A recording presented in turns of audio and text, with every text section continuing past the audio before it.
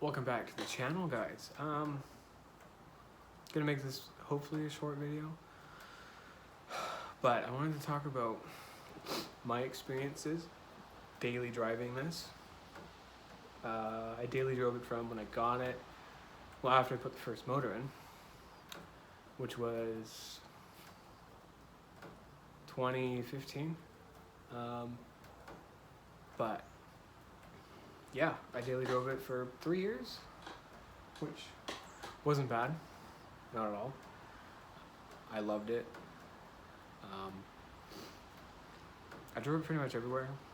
Didn't really take it on the highway too much, as you know, the unexpected could happen. You know, a bolt comes loose or something happens along those lines. But I loved every minute of it. So, should you own a classic car for your first car? I think yes, but there's so much evidence behind it where you shouldn't. I mean, it's fun, it's a great idea, it's cool, but if you're not a good with maintenance and upkeep, it's not for you.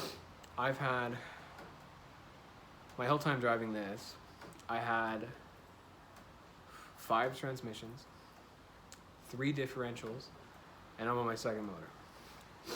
Problem is, I was, 17. I had a lead foot. I loved hearing it at 4,000 RPM. So that was my problem. And the parts around here are garbage. But it was a good experience. I met a lot of people. I had a lot of encounters. Every time I went to the gas station, someone would be asking me about the car, or they say they had the car when, they were 17 in the 80s or something like that. But yeah, no, some of my experiences dailying this, I guess you could say, gas. It's so expensive over here. I'm in Canada. I don't know where anybody else is from, but it's currently right now it's $1.65 a liter. So that's over $6 a gallon, which in a carbureted V8, it's awful. It's awful. $50 probably wouldn't even last me a whole day. Keep in mind, I'd be babying it. I wouldn't be romping on it. But it's more of the miles per gallon thing, like you've probably heard throughout the years. It's the enjoyment you get, right? I own this, it's a 76 Camaro. You put on some Led Zeppelin, whatever, from that era, it takes you back. It's a time machine, you could say. Like, I was driving it one day, and nice summer day, cool, I think it was like 8 o'clock, so it's still light out. Crank the tunes, arm out the window, typical douchebag, but I loved it. Took me back. I'm 23 this year, so I definitely can't say from experience, living in the 70s or 80s, but I felt like I was there, It's weird. The other problem is, owning these cars and driving them every day, it's a cop magnet. My exhaust is so loud. My seatbelt, it's half torn or cut. But everyone loves them. Everyone. But now I'm going to talk about why I daily drove this thing. I drove it because it was my only car, right? I was 16. I needed something, and I thought, hey, it's not a bad idea. Gas was cheap.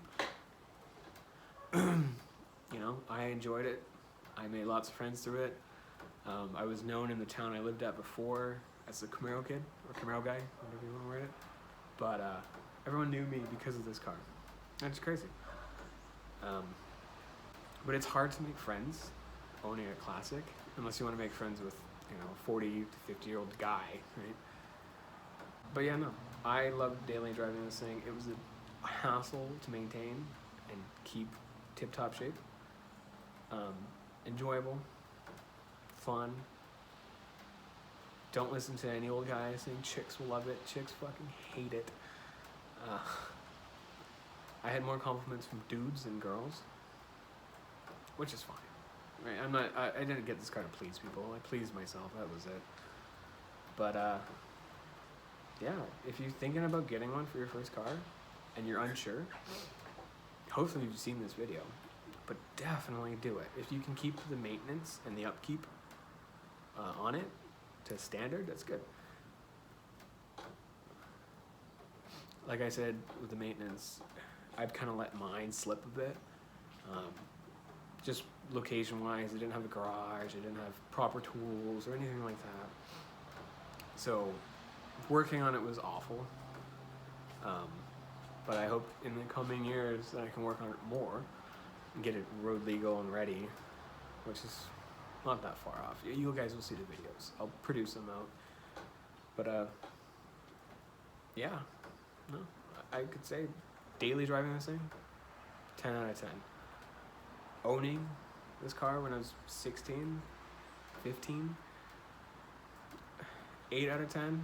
Good learning and all that, but 2 years before I could legally drive, it was just a paperweight at that point. It kind of is now, but what are you gonna do about it? Like, if you wanted to get one of these, you could probably find one for cheap, depending on where you live. Up here, I think like a beat car could go for $500 to $1,500.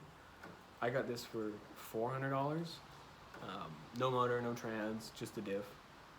I threw in a 267 from a 80s Grand Prix with a TH350. Got me around. It was good on gas because it was single carb, but it's not what I wanted, right? As a kid, I wanted that loud, the wide street stance. You know, you take up the whole lane, big tires. You know, but yeah. Feel free to guys to tell me your opinions. You know, how am I doing? This whole YouTube thing's a new thing to me. I mean, in a video you can see it if you're really interested about it, but yeah. Any comments, questions, or, you know, whatever. I appreciate them all, and I will read most of the comments. So I'm still learning how to edit too, so this is a whole new thing to me, but yeah, I'll soon enough get there. But in the meantime, check out my Instagram. It's 1976 Camaro, period. In between the, you know, feel free to follow me if you want. Comment, reach me through there if you have any cool ideas or something like that. But yeah, until the next one, guys.